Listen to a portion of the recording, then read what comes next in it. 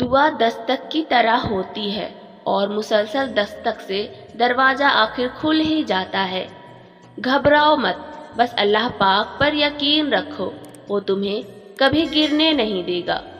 جب کسی مسئلے میں الجھ جاؤ تو یقین سے استغفار پڑھو تاکہ آپ کا معاملہ جلد سلجھے۔ اللہ آپ کے دل کی وہ مراد بھی پوری کر دے گا جس کے لیے آپ دن رات دعا کرتے ہو۔ تمہارا بھی وقت جلد آئے گا، دیکھنا تب اللہ اپنے سارے معجزے تمہارے ساتھ کھڑے کر دے گا۔ اللہ کے لیے کچھ بھی عطا کرنا مشکل نہیں ہے۔ ایک دن اللہ تمہیں ہر اس چیز سے نواز دے گا جس کے لیے تم تڑپتے ہو سکتا ہے اس کے کن کہنے کا وقت قریب ہو اور تمہارے سارے غم خوشیوں میں بدلنے والے ہوں، اور پھر آزمائش کے بعد ہونے والے معجزے تو صرف یقین والوں کے حصے میں آتے ہیں۔ آپ سجدے میں روئیں اور دعا رد ہو جائے، ایسا میرے اللہ کے یہاں ہو ہی نہیں سکتا۔